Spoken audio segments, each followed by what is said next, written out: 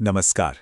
क्या कभी ऐसा महसूस होता है कि दुनिया में चीजें थोड़ी गड़बड़ चल रही हैं, कि हम नैतिक रूप से कहीं नीचे जा रहे हैं?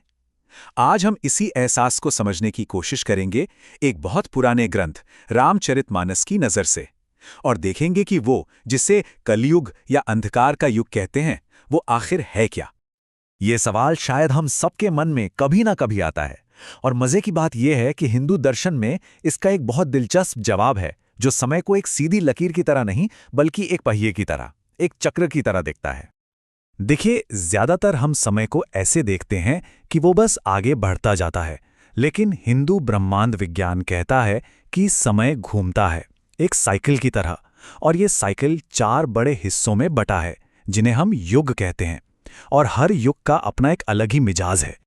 तो ये चक्र शुरू होता है सतयुग से, जिसे सुनहरा दौर कहा गया, जहां सब कुछ सच और धर्म पर टिका था। फिर जैसे जैसे पहिया घूमता है, आता है त्रेता युग, और फिर द्वापर युग, जहां अच्छाई धीरे धीरे कम होने लगती है। और आखिर में हम पहुंचते हैं कलयुग में, यानी हमारे आज के दौर में, जिसे नैतिक पतन का समय बताया गया है। तो सवाल ये है कि ये कलयुग असल में है कैसा?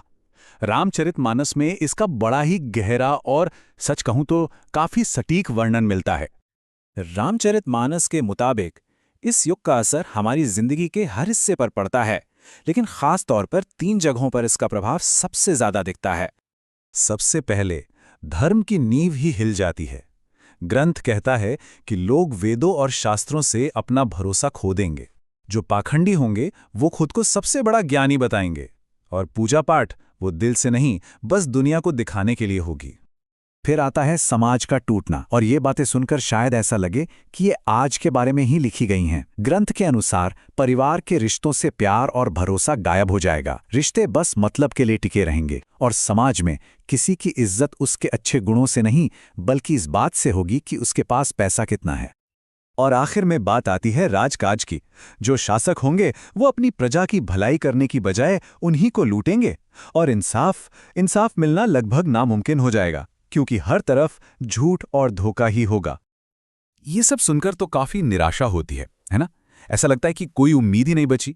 लेकिन ठहरिए, रामचरितमानस इन सारी समस्याओं के बीच एक बहुत ही सरल, बहुत ही सीधा साधा उपाय भी बताता है। रामचरितमानस के मुताबिक इस अंधेरे से निकलने का रास्ता किसी मुश्किल पूजा पाठ या कर्मकांड में नहीं है, बल्कि वो एक बहुत ही आसान सी चीज में छिपा है, भगवान राम के नाम में। और इस पूरे समाधान का निचोड़ इस एक चौपाई में है। यह इस पूरी सीख का दिल है, जो हमें इस मुश्किल दौर से पार निकलने की चाबी देती है। इसका मतलब बहुत सीधा और गहरा है कि कलयुग में जब धर्म के सारे रास्ते मुश्किल हो जाएं, तब सिर्फ भगवान का नाम ही एक सहारा है। बस उस नाम को याद करने भर से इंसान इस दुनिया की मुश्किलों के समंदर को पार कर सकता है। तो देखिए, यही इस ग्रंथ का सबसे बड़ा संदेश है। एक तरफ हैं कलयुग की इतनी सारी मुश्किलें, अधर्म, लालच, पाखंड, और दूसरी तरफ एक हैरान कर देने वाला आसान सा हल, सिर्फ ईश्वर के नाम को याद करना। तो कलयुग का इतना भयानक चित्र खींचने के बाद ऐसा लग सकता है कि ये ग्रंथ हमें बस डरा रहा है, लेकिन असल में इसका आखिरी संदेश ठीक उल्टा है। ये डर का नहीं, बल्कि उम्मीद का संदेश है। और यही बात सबसे जरूरी है। रामचरितमानस सिर्फ आने वाले बुरे वक्त की भविष्यवाणी नहीं है, बल्कि ये एक गाइड है। ये हमें याद दिलाता है कि समय चाहे कितना भी मुश्किल क्यों ना हो, ईश्वर की कृपा पाने का रास्ता हमेशा हमेशा खुला रहता है। और ये सारी बातें हमें एक आखिरी सवाल पर लाकर छोड़ देती हैं।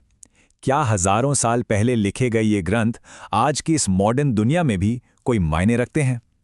इस पर सोचिएगा जरूर।